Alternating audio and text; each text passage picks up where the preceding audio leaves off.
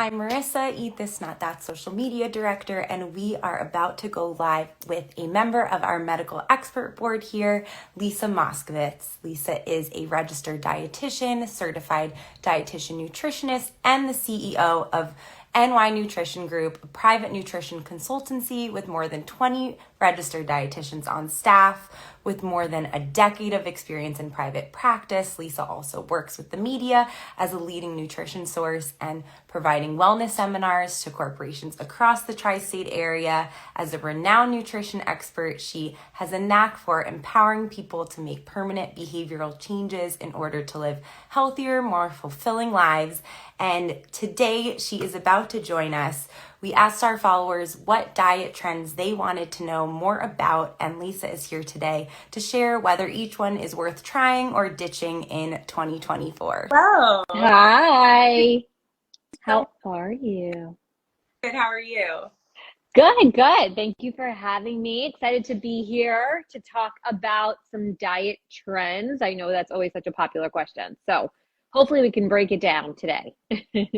Yeah, great. So for those just tuning in, we previously asked you, our followers, for the diet trends, fad diets that a lot of people want to know more about, the new year.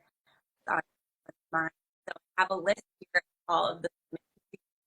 I can just jump right into those if that works for you. Yeah, absolutely. And can you hear me okay, by the way? I Okay, can hear you. perfect.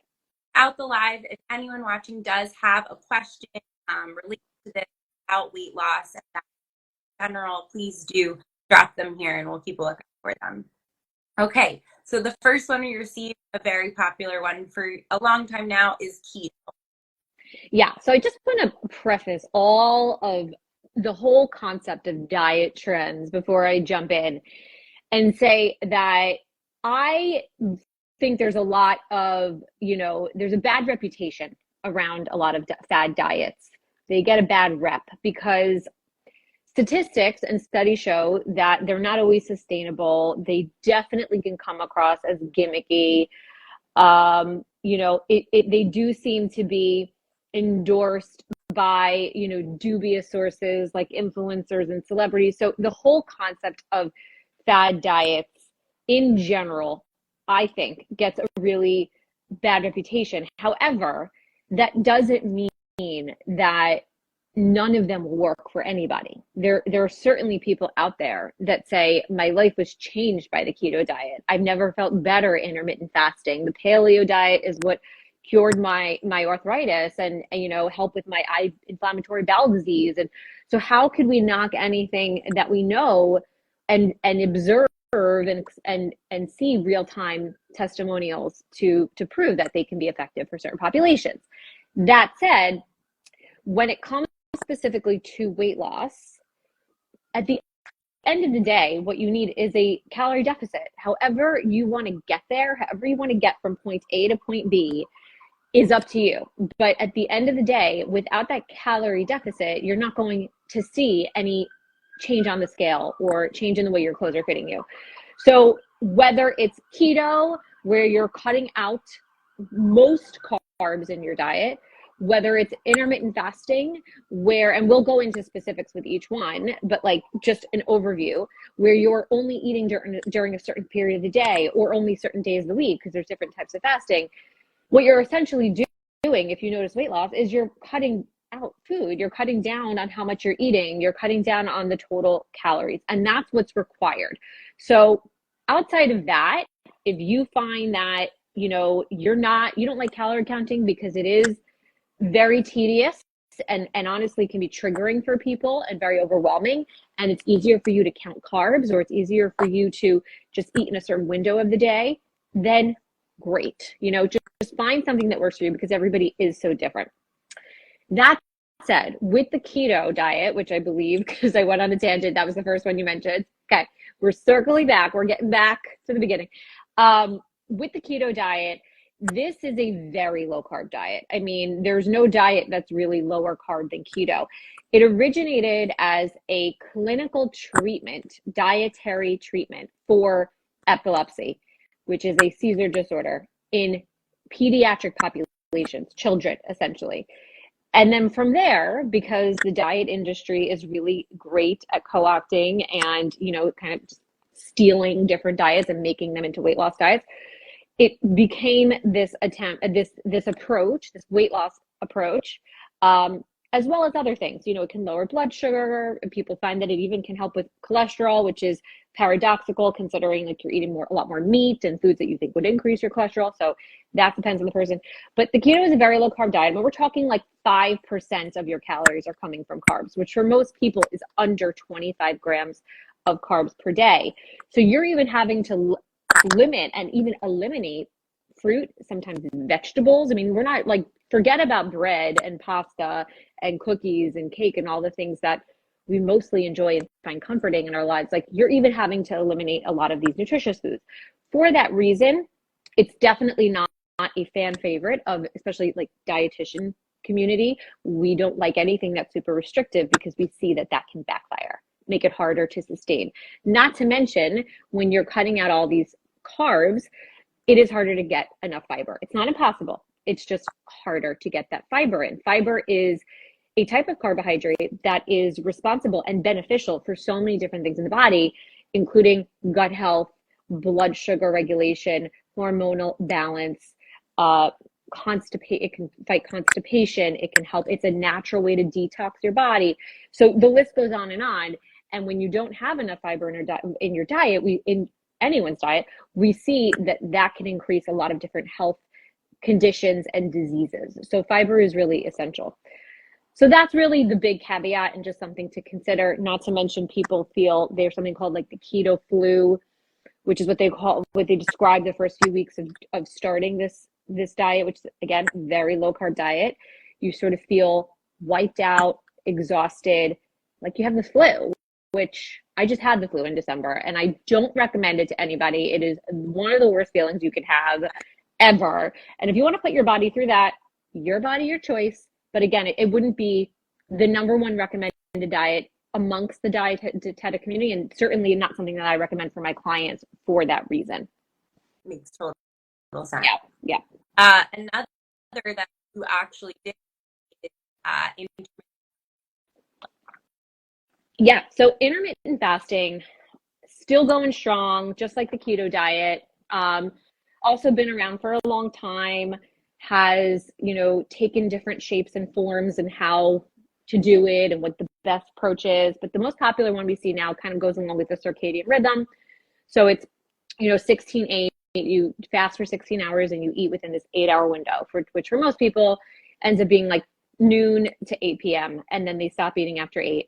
And of course, if you are somebody who mindlessly eats on the couch all night long, you're watching a TV show and you're like, this show would be a lot better if I had a bag of chips in my lap, and which is completely understandable. And now you're not doing that because you don't eat after 8 p.m. anymore, then you're going to see huge changes. Our body doesn't metabolize food as well when we eat it right before bed, especially when it's more empty calorie. There's less, which means there's less nutrients in there, less fiber, more refined flour, sodium, salt, sugar, all of those things. Sodium is all the same thing, but you get the picture. And so when we're eating more of those foods at night, especially, it can increase our blood sugar and increase our insulin hormone. And that is what can contribute to metabolic syndrome over time, which is, being obese or overweight, pre-diabetic, high cholesterol. We kind of put all that into a category called metabolic syndrome. And it's usually the catalyst is this insulin resistance brought on by an unhealthy lifestyle and, of course, genetics. So it's not always, our fault per se, and I wouldn't say it's anybody's fault because there's always different factors, but, genetics load the gun and we pull the trigger with our lifestyle habits. And this is one of those. So intermittent fasting, it's not recommended or it's contraindicated in women in their reproductive years, because there's actually limited studies on those populations. And what the newer research and definitely the authorities on all things like women's health and hormonal health are finding are that when you put your body under a fasting period, especially when you're menstruating regularly, you're between the ages of, like, I would say 15 to 50, let's say, it's our bodies don't respond that well. When we're going through our monthly cycle, there are different phases of that cycle. There's actually 4 different phases, but we're going through different periods in that cycle. And our body doesn't like to see disruptions. Our body wants to see a constant source of fuel to support the healthy hormonal fluctuations that are supposed to occur in the menstrual cycle. So a lot of women who try to do this in their 20s and 30s, they don't respond well to it. They might actually feel worse from it. They're not going to, their goal is to lose weight. A lot of my female clients, because I work with a lot of women between the ages of 20 and 40, that's like my niche. It just doesn't work well. Or you go through all that trouble and you're like, I'm not seeing any difference at all, which sucks too. You're not listening to your body because you're following this plan that's telling you when to eat. If you're a morning exerciser, not great to not have some kind of fuel after you exercise. If you take medication in the morning that requires eating food with it, that's also a huge red flag and a problem for us. So it's, again, I think it depends on the person. I think people who are mindless eaters at night, or who tend to like not eat enough during the day and then eat majority of their calories at night, it might help for those people because you're being forced to shift that, you know, to more in the middle of the day when our body responds to it, which is like common sense. Otherwise, I don't think you need to intermittent fast to see results. I would say consistent meal timing, eating around the same time every day, not to the minute, but like maybe within the hour, giving yourself a 12-hour fast between when you wake up, when you eat breakfast, and the last meal of the day. So if you normally wake up around 7 and breakfast is before 8, I would say try to keep your last meal between 7 and 8 the night before. And that's usually all you need to see the benefits of, you know, being in a semi-fasted state. That's it. Healthier. Yep. Okay, next we have the Okay, so the plant paradox was created based on the concept that there's something in our food called lectins. They're kind of these anti-nutrients that the theory is that they can cause inflammation. They can affect they're kind of toxic to our gut and, you know, exacerbate inflammation in our joints. So people with, anyone who has arthritis, it can exacerbate symptoms of arthritis. So it does promote eating a lot of plants, but at the same time, you are also eliminating a lot of plant-based foods like nuts and legumes and whole grains. It's also a dairy-free diet. So it's essentially like a dairy gluten-free diet that also limits like beans and nuts. And yeah, like it's very similar to the paleo diet. I would almost say like I would even go as far as be cousins or even siblings of each other because it's so similar. And also like throw Whole30 in the mix because that's also very similar. So once again, this might be like me being a naysayer or a devil's advocate, but I just believe if someone's like really losing weight, let's just talk about weight loss on a plan like this, it's because you're eliminating a lot of foods. That's it. It's not because lectins are making you automatically store fat. And that's, I don't think, because I'm not an expert per se and I didn't write the diet, that wasn't the intention of the diet, was necessarily to promote specifically weight loss. It was more of a general health thing. But if you're taking out gluten and dairy, you know, it's not, I don't think most people don't have a reaction to gluten and dairy. Some people do, absolutely. And there are ways to figure that out. And we do tests in my practice and we talk about like elimination diets and how to properly do them to diagnose the sensitivity or intolerance. But most people that cut out gluten and dairy and lose weight, it's because they're cutting out, you know, foods that are higher calorie, higher fat, that we are more likely to mindlessly eat, that we're more likely to stress eat and eat when we're feeling emotional, not because gluten and dairy are automatically making you gain weight. That's not usually the case. So with the plant paradox, you know, I would say for somebody who suffers from debilitating autoimmune or inflammatory conditions, has tried a lot of things, has the resources, the wherewithal, the bandwidth to embark on a very restrictive diet, and they want to give it a try, and always recommend doing it under the supervision of a trained professional like a registered dietitian, then have at it. But just be aware, for the average person, it is restrictive. You're cutting out food groups that are offering you very valuable nutrients. Dairy is not the devil. Nuts are a great source of antioxidants and fiber and protein. Beans are a great source of plant protein and fiber that's really helps to with our proliferate our good bacteria in our gut. So those are not the foods that I would recommend to the average person to avoid or be scared of at all. And diets like this, unfortunately, instill fear around very healthy foods. And that I see as more of a problem than anything else. Total sense. I assume you may have a similar Exactly. Very similar. And again, same concept. You're eliminating a lot of different food groups.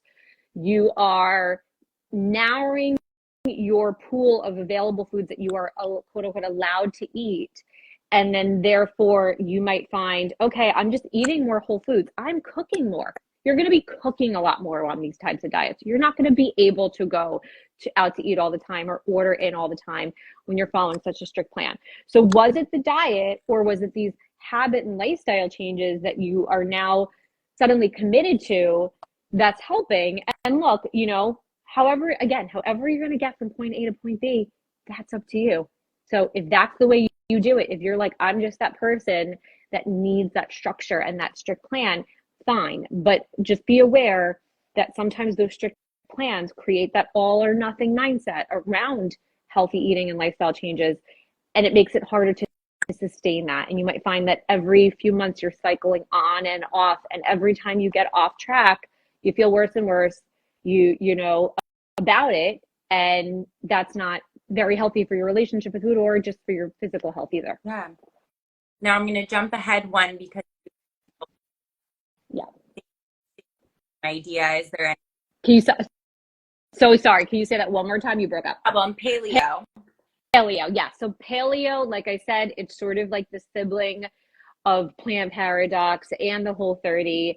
Very similar concept. These are sort of those food elimination diets. So again, for people that have specific conditions like autoimmune conditions specifically, or hormonal imbalances, and they want to give it a go and see if it helps their symptoms, completely understand. If with my clients, sometimes we'll do elimination diets. I support that if you can do it. If it's not going to drive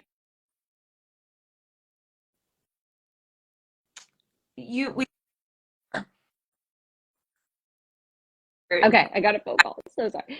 I told everyone, don't call me between the hours. I'm just kidding. Don't call me between 12 to 2.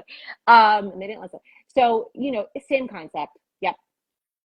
Okay, perfect. Now we do have on this list the Mediterranean diet, which I saw someone watching just asked as well. So let's get into.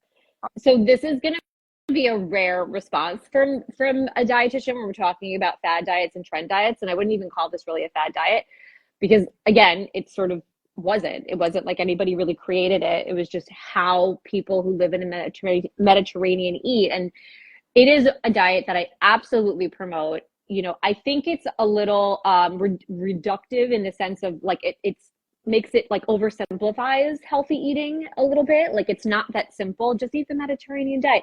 However, if I'm going to talk to anyone out there who's listening and they would just like, what's like one general eating pattern that's well known that is very beneficial to my health, it would be the Mediterranean diet. And it's based on just the concept of people who live in these blue zones where we see they're having not only longer lives, but healthier lives, richer lives, better quality of lives of their life.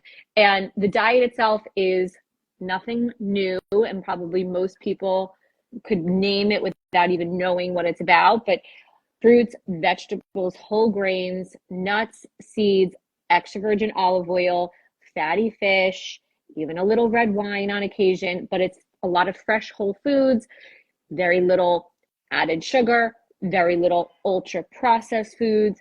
And that's it, kind of boring, but it really is the way to go. And believe it or not, a lot of people struggle to eat that way. You have a busy life, you have family, you have kids, you have a job, you live in a city with a small kitchen, you're on limited income and it's hard for you to shop. And some of these things can be expensive. So there is no perfect diet and nobody's going to eat anyway perfectly. That's not the point, or you don't have to do that to be healthy. But, adopting like little things here and there, incorporating little things here and there definitely can add up to make big changes in your life. Okay, we got intuitive eating. Yeah, so intuitive eating, it's funny when it first came, first came out in the late 90s, but it sort of became more popular around the time of the pandemic. I don't know what it was. I think people were just feeling like, more willing to, you know, take a step back from like trying to fit into a dress. We didn't have places to go or things to do. So people were being more introspective. And it became really popular during that time period. And it's kind of slowed down a little bit, which is kind of silly because intuitive eating is sort of like Mediterranean diet, where, you know, even though there are two authors of the book, The Intuitive Eating,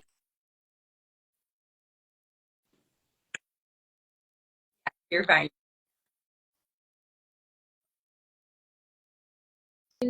intuitive eating, wrote books, multiple books about it.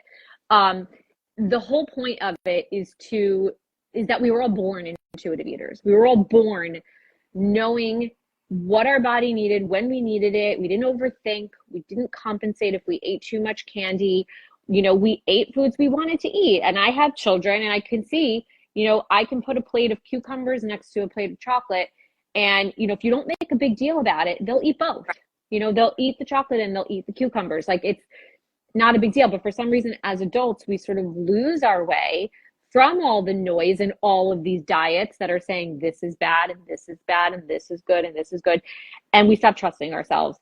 And we feel like, I can't, you know, do this on my own. I need to follow a diet to tell me how to eat. But you have that. Your body knows every single calorie it's getting all the time. You don't need a calorie counting app. They can be helpful for certain reasons, but you don't need it, you know, if you learn how to trust your body and listen to it. So the whole concept around intuitive eating, there's a lot of different principles involved. It takes you through different steps. And a lot of it is like, you know, rejecting the diet mentality, you know, not punishing yourself for eating certain foods, giving yourself permission basically to eat a variety of foods. And, you know, there is a part about gentle nutrition in there, about like eating balance, but its focus is less on that and more about your relationship with food and even your relationship with your body, which we know has such a big influence on how we look at food. If you always feel like I'm not good enough, or you know, I need to lose weight, or won't be able to go on dates or get this job, or no one will like me, or won't be able to be confident, or whatever, you put your life on pause for it, then certainly you're going to look at food as the enemy. You know, that's the thing that's standing in the way of you having this life you dreamed of, which is really sad, because with anything in life, if we have that, you know, when I do this, then I'll do that kind of mentality, we never get there. You know, you never feel happy, and it's never good enough. And then you lose weight and you want to lose more weight and more weight. So finding your healthy, happy weight is really important. Understanding where that range is for your body is critical, I would say, for anybody that wants to lose weight. You have to have a clear picture, realistic perspective on what that's going to look like for you. Well, let's definitely circle back to that. We have to do more diet, the Atkins diet. Yeah. The Atkins diet is definitely the keto diet reincarnated. It was sort of like, I just call it like the keto diet's grandpa or something, because it's very similar. Maybe there's a little bit more product and processed foods that came with it, whereas opposed to like the keto diet, so many brands just kind of like create stuff and then slap like keto approved on it. With the Atkins, I feel like it was so much more product based, where Atkins bars, Atkins shakes, Atkins this, and that was kind of like the way, I feel like, in the early 2000s and the 90s. Weight Watchers, all these diets, there was so product based.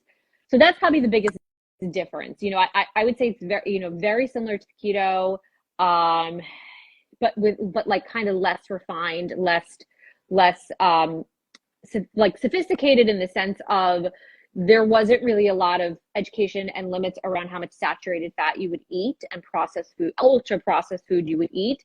So a lot of people do walk away, and they do also with the keto diet, with cholesterol levels through the roof and triglycerides through the roof and blood pressure, and like they're just not a good look for your heart. You know, it ends up, maybe your blood sugar is low, maybe your pants fit better, but what's going on the inside of your body with your heart health and all that stuff.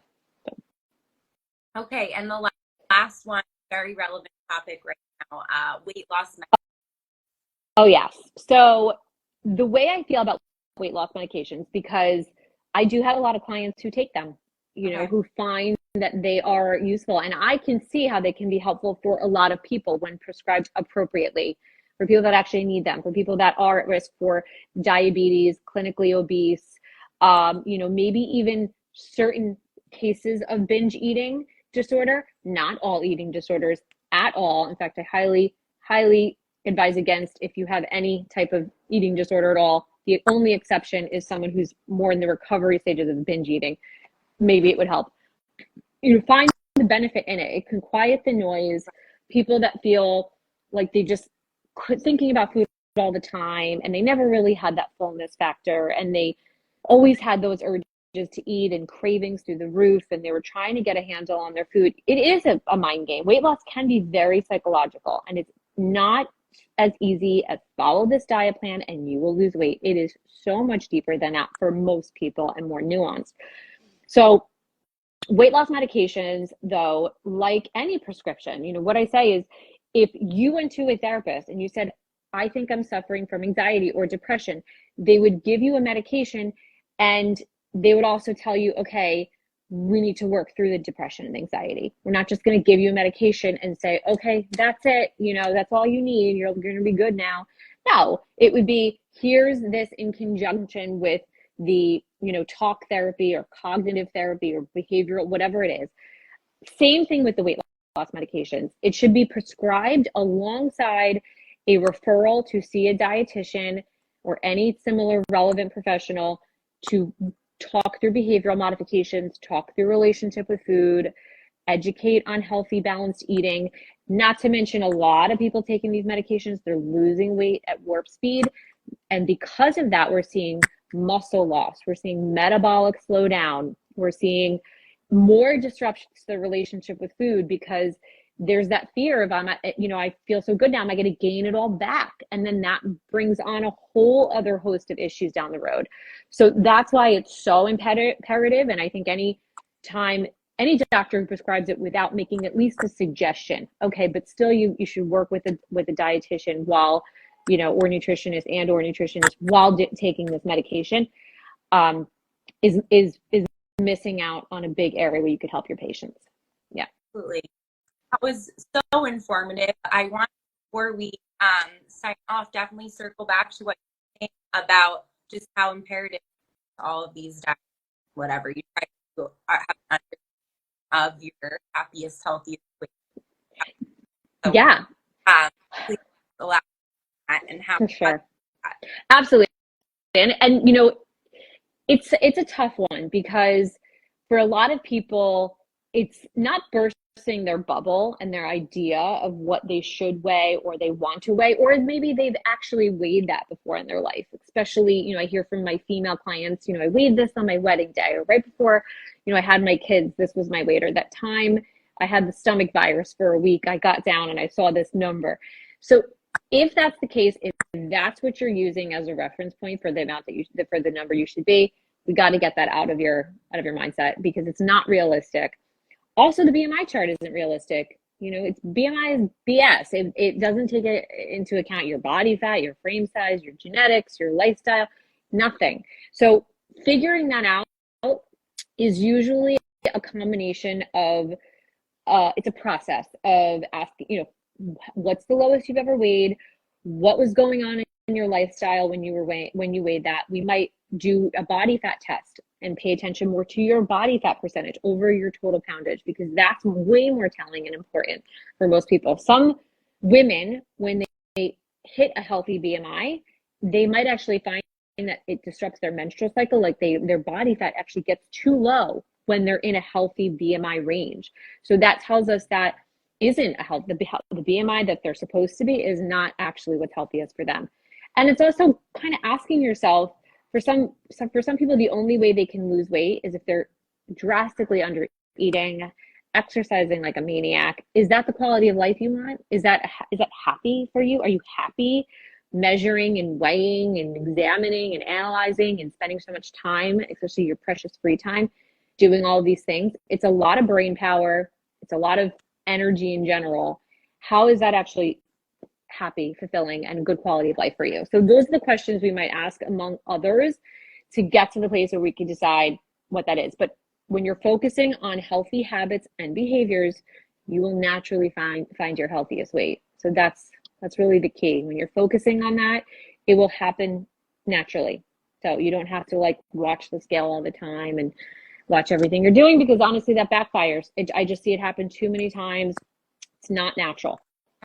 Yeah, that makes so much sense. Well, thank you so much. Of course. Pleasure. This one especially was full of so much great goals.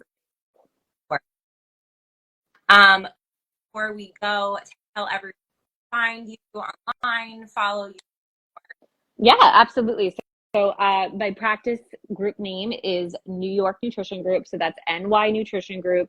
We take most major health insurance plans. We offer virtual and in-person one-on-one counseling, as well as group counseling and corporate seminars.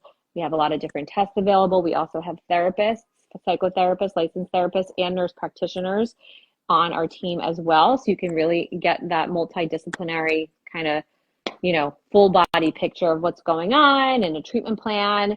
And you can also follow me here at Lisa M Nutrition. And if you have any questions, send me a DM and happy to chat more. Fantastic. Thank you so much again. And thank you to everyone tuning in. Hopefully,